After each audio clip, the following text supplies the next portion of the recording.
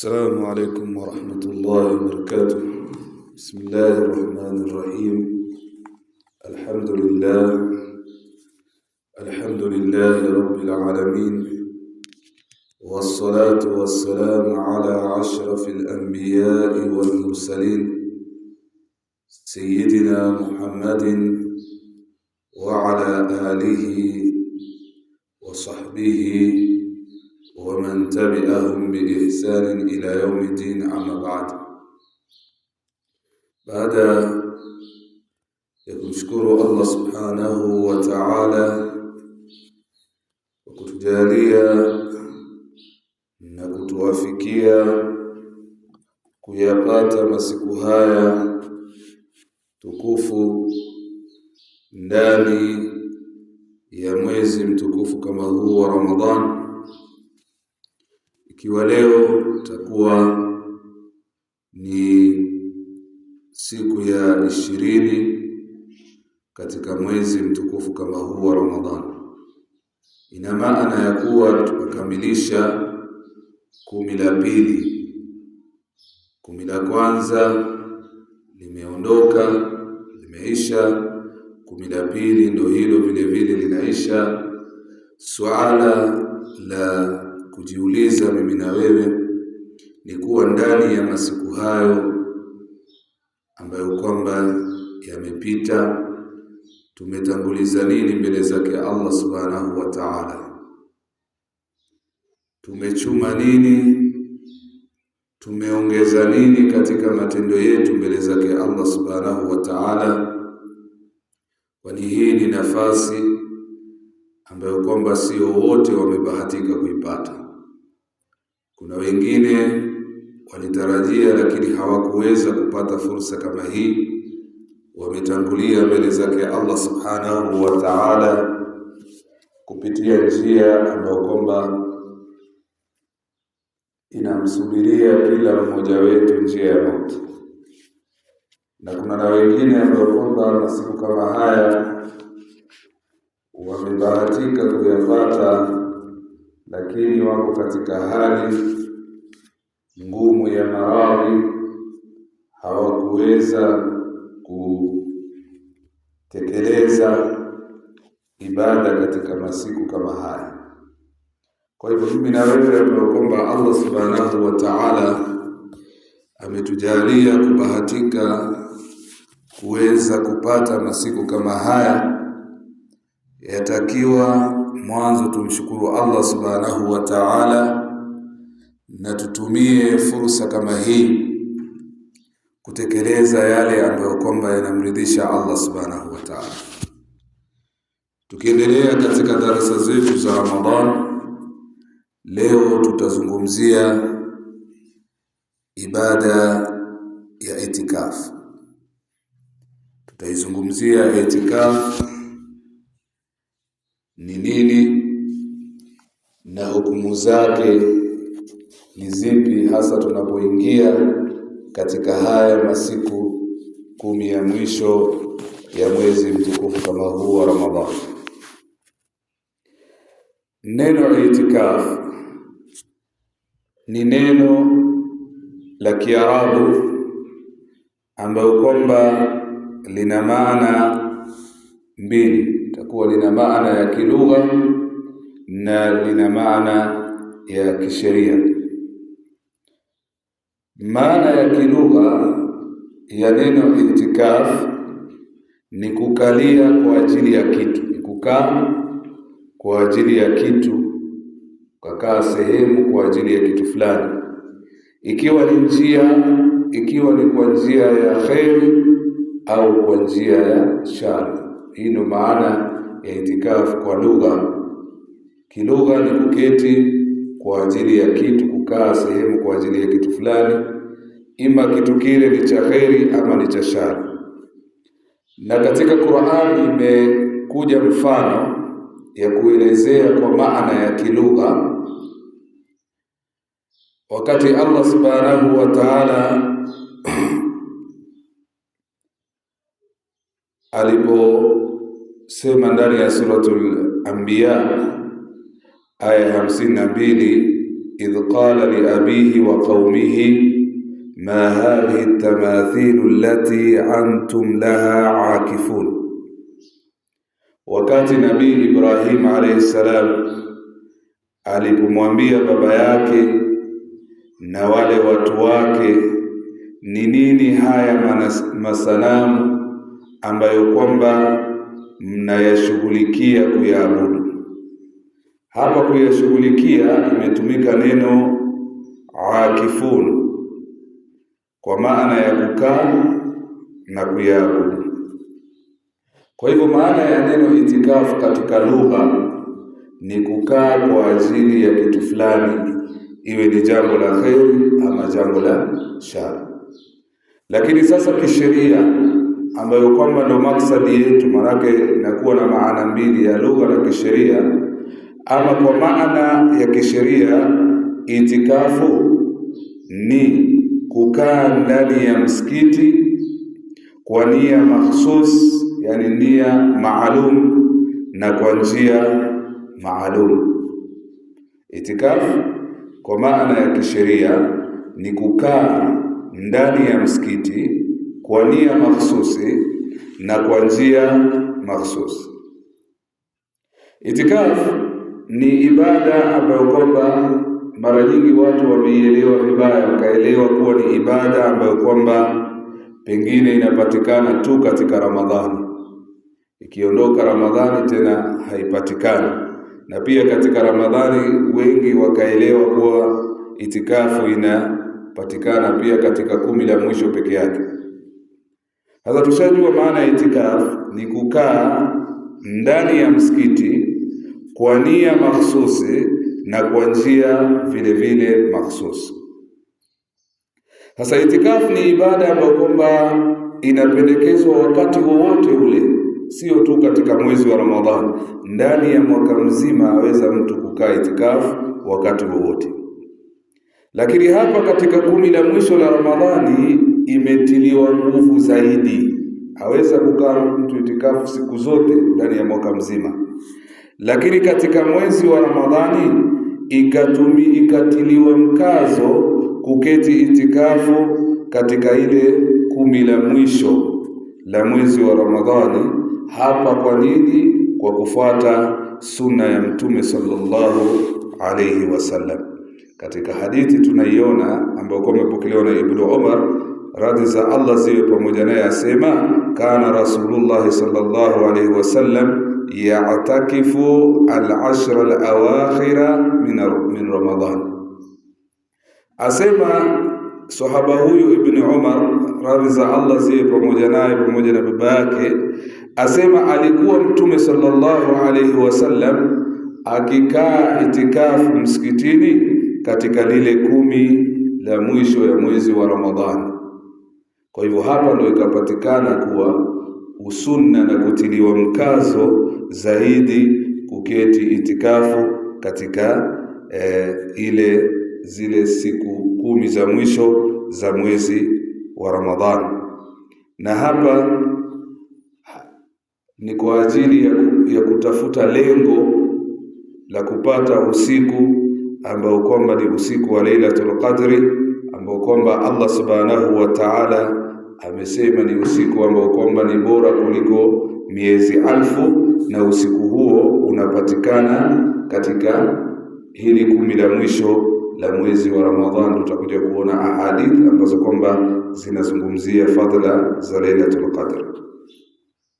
Na Aisha radhi za Allah ziwe pamoja naye atueleza ya kuwa Mtume sallallahu alaihi wasallam alikuwa akiketi itikafu katika ile 10 ya mwisho ya Ramadhani mpaka yalipomfikia mauti yake.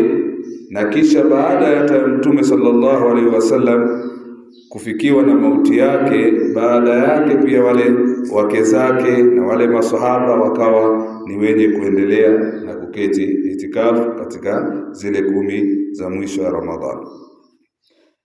Abi Huraira radhi za Allah ziwe juu yake asema Mtume sallallahu alaihi wasallam alikuwa akiketi itikafu fi kulli Ramadhana 10 ayyam, katika kila Ramadhani akiketi itikafu siku 10, yani hizi 10 za mwisho za mwezi wa Ramadhani.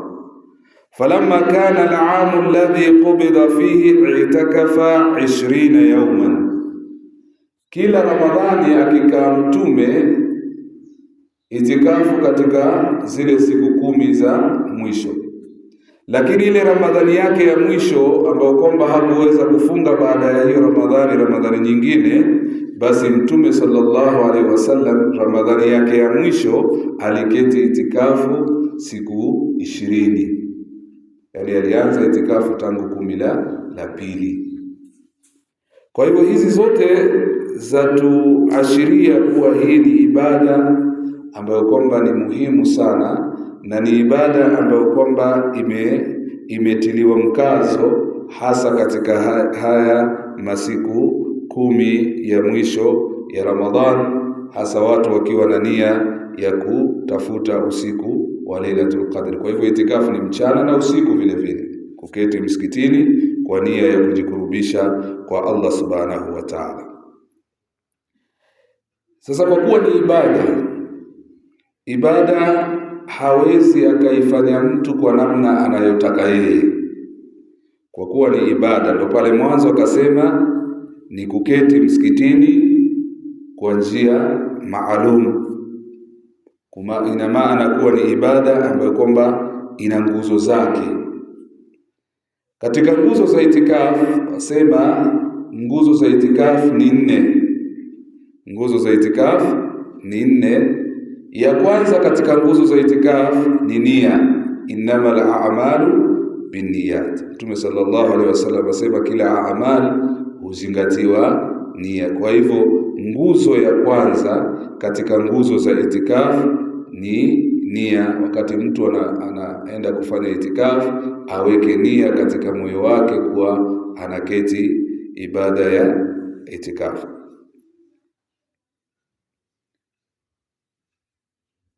Kwa hivyo bila ya nia itakuwa ile haijahesabika kuwa ni itikafu. Lazima nia ipatikane. Nguzo ya pili katika nguzo za itikafu ni kukaa msikitini.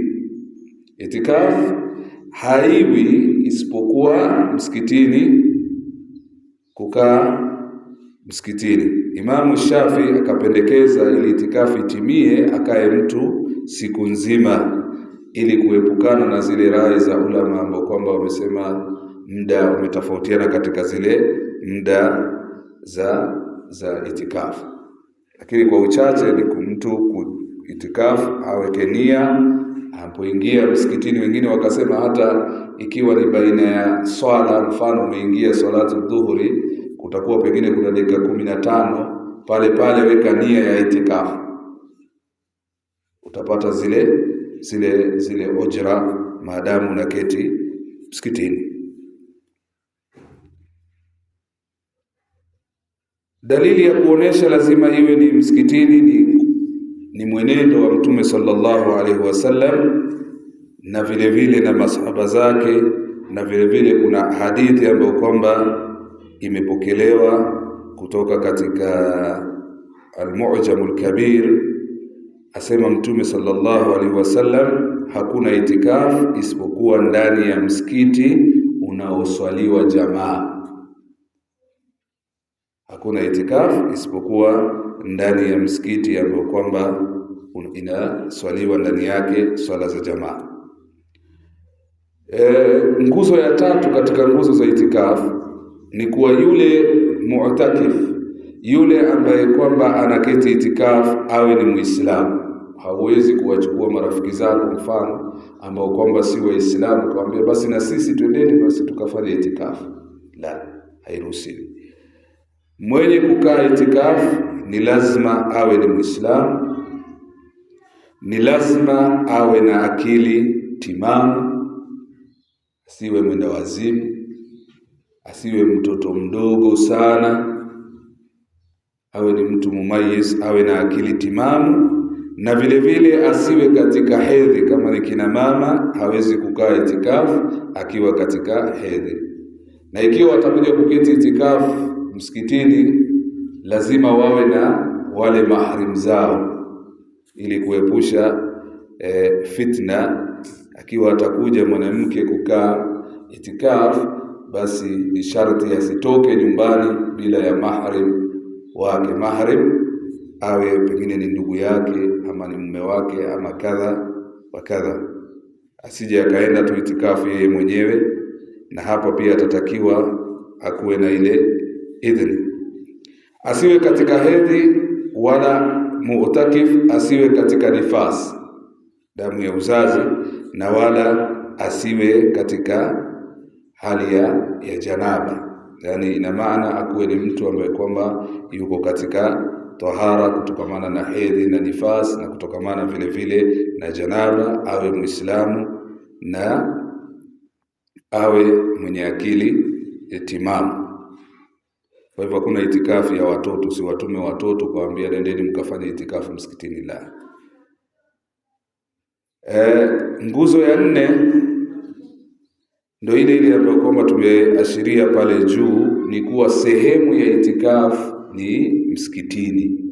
Ile itikafu ndio iitwe itikafu, inatakiwa iwe ni msikiti, na ule msikiti vile vile uwe ni msikiti ambao kwamba unaswaliwa swala ya jamaa, na bora zaidi iwe ni msikiti ambao kwamba unaswaliwa swala ya Ijumaa. Na ukiweka nia ya itikafu, ile muda wote hautaenda tena pengine kutafuta msikiti ambao kwamba unaswaliwa Ijumaa. Kwa hivyo hizi ndizo nguzo ambazo kwamba ni nguzo muhimu za ibada hii ya itikafu. Na akiwa mtu katika itikafu, anaruhusiwa kutoka katika haja za dharura. Ile itikafu yake itakuwa iko sawa. Pengine ameenda haja, ama pengine ametoka nje ya msikiti kwa ajili ya kula na mengineyo, basi yale yanaruhusiwa katika itikafu.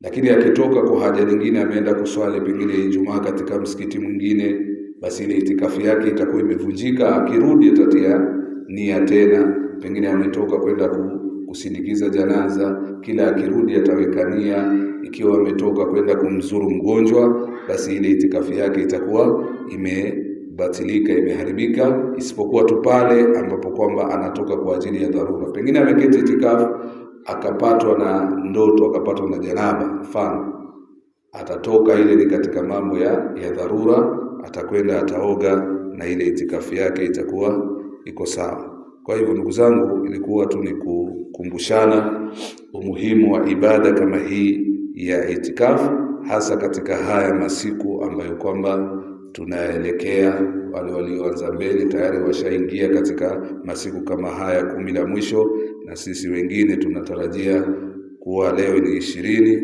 na inshallah kuanzia usiku wa leo tutakuwa tumeingia katika lile 10 la mwisho. Alhasil, almuhim ni kuwa mimi na wewe zile fadhila zinazotarajiwa kupatikana bila shaka, mimi na wewe tujibidishe kuzipata, tujibidishe hasa kukithirisha sasa ibada.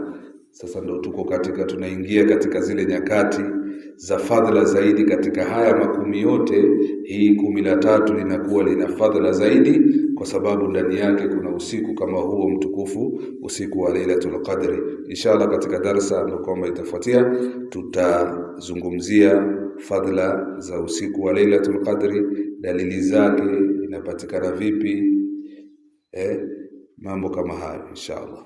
Subhanallah wa bihamdi, subhanakallahumma wa bihamdika, nashhadu an la ilaha illa anta, nastaghfiruka wa natubu ilayk. Subhana rabbika rabbil izzati amma yasifun, wassalamun ala al-mursalin, walhamdulillahi rabbil alamin.